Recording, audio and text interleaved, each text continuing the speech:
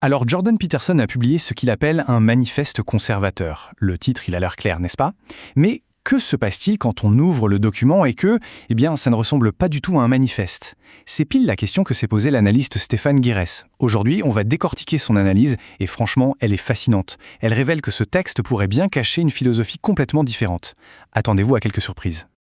Dès le départ, on se heurte à une question fondamentale. Quand on entend le mot manifeste, on s'attend à quoi? À un projet, à une vision pour la société. On est d'accord? Sauf que là, le texte de Peterson, il semble passer complètement à côté de ça. Et c'est justement ce décalage qui va pousser Guérès à une conclusion, disons, assez radicale.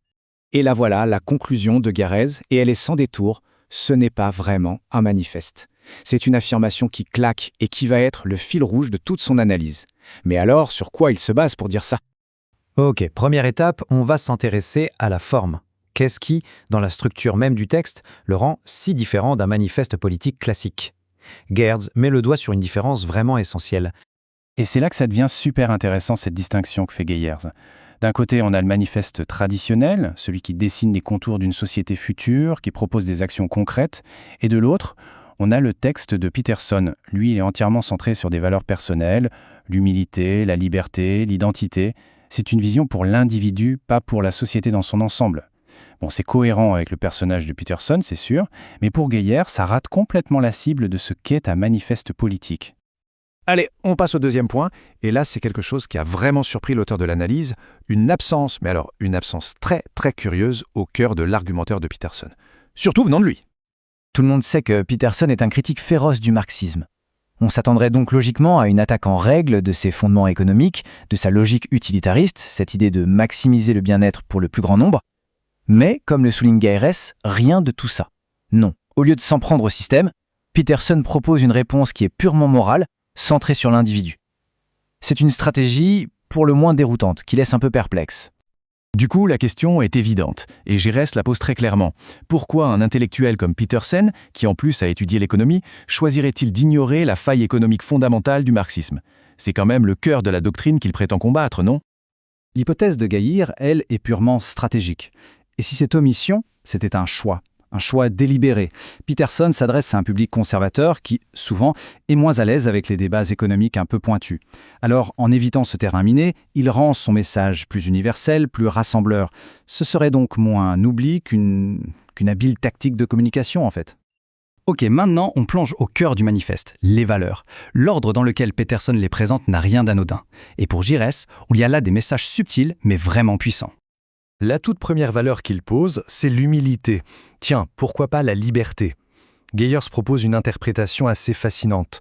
Pour lui, mettre l'humilité en premier, ce serait une manière très élégante de répondre à l'arrogance du penseur utilitariste, ce fameux surhomme rationaliste qui croit savoir ce qui est bon pour tout le monde. C'est une façon de remettre le rationalisme marxiste à sa place, sans même le nommer. Un petit clin d'œil philosophique en somme. Juste après, on a la liberté. Et là, Geertz repère une nuance qui est juste cruciale. Peterson ne dit pas que la liberté est une valeur suprême, non. Il dit qu'elle a de la valeur, qu'elle est utile, qu'elle permet des choses. C'est subtil, mais ça change tout. La liberté n'est plus présentée comme une fin en soi, mais comme un simple outil, un moyen. Et cette distinction, elle est absolument fondamentale. Comme l'explique Geertz, pour un libéral classique, la liberté, c'est le but ultime de la société. C'est une fin sociale.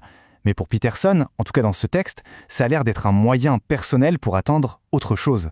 C'est une différence de philosophie qui n'est pas anodine et qui, au passage, remet en question son positionnement autoproclamé de libéral classique. D'ailleurs, Geertz note aussi, un peu plus rapidement, que l'ordre des autres valeurs est aussi surprenant.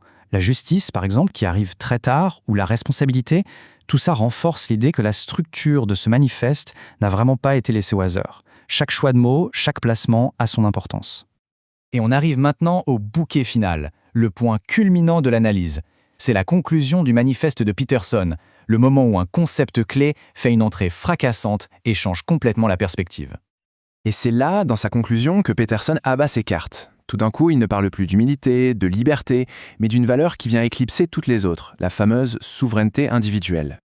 Et voilà, le concept est lâché. Il surgit presque de nulle part, comme le note Geertz.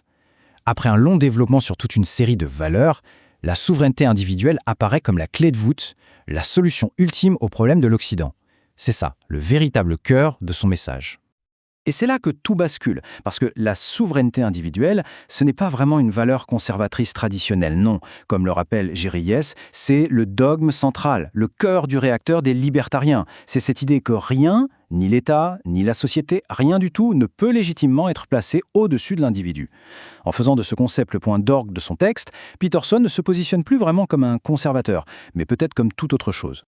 Ce qui nous amène tout naturellement à la question finale que pose Stéphane Gérès. Si on regarde bien la structure du texte, ses omissions volontaires et surtout ce point culminant, on est en droit de se demander, Jordan Peterson se présente comme conservateur, d'accord, mais est-ce que le fond de sa pensée ne le rapprocherait pas bien plus du libertarianisme ? C'est une question qui, sans aucun doute, mérite qu'on s'y attarde.